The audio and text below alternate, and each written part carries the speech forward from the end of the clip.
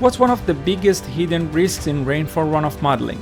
Not the software, not even the routing method. It's blindly adopting industry standard parameters without asking whether they actually represent your catchment.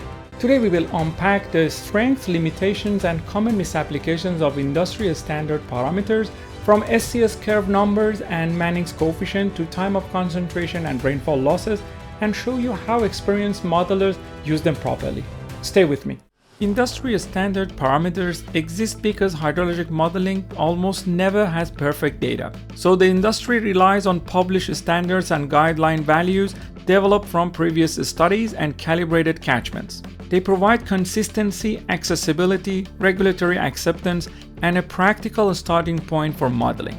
But here's the catch. These standards simplify highly variable natural systems into tabulated values, and when they are applied blindly outside the conditions they were developed for, they can introduce major modeling errors. Now, let's go through examples where the use of industry standard parameters is common.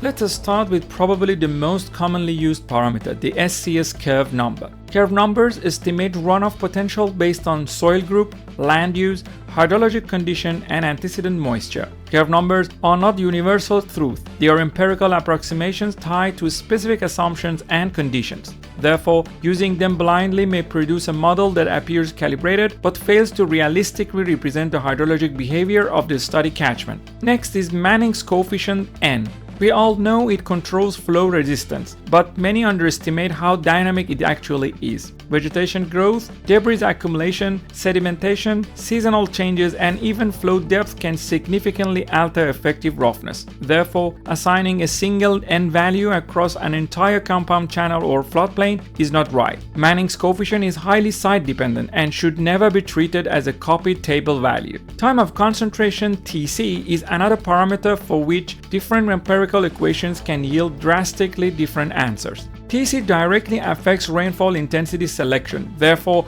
poor TC estimation can substantially alter peak discharge predictions. One of the most common mistakes is applying an equation to the wrong catchment type. If you would like to know more about the time of concentration and commonly used formulas for estimating it, please watch our previous video on this topic. Another issue here is overestimating the sheet flow distances. In practice, true sheet flow rarely extends very far before concentrating into shallow channels or gutter systems. And finally, the losses. Initial and continuing loss models are often treated as calibrated knobs rather than physical processes, but these parameters vary significantly with antecedent moisture, seasonality, soil condition, vegetation, and storm duration. Using a single fixed loss value for every event over a large catchment can create systematic bias, especially in continuous simulation or long-duration storm modeling. Now here is the part that some engineers may underestimate: the risks of blindly applying standard parameters. Let's go through them.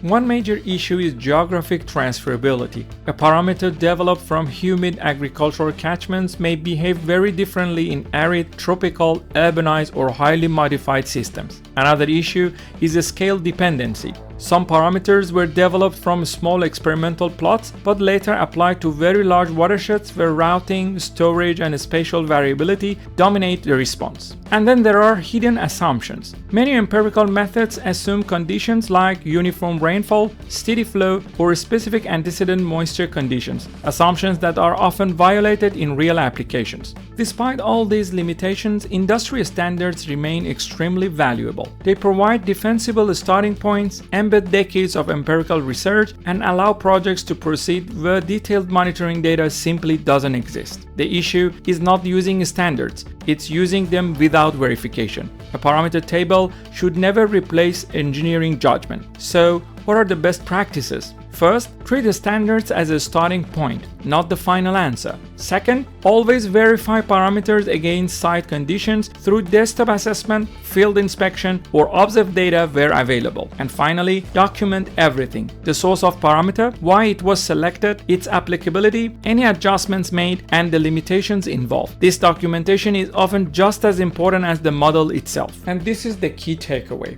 Standards should guide our modeling decisions, not replace critical thinking. If you found this video helpful, please share it with others and join our community by subscribing to our channel Water Edu Hub. Thank you for watching. See you in the next one.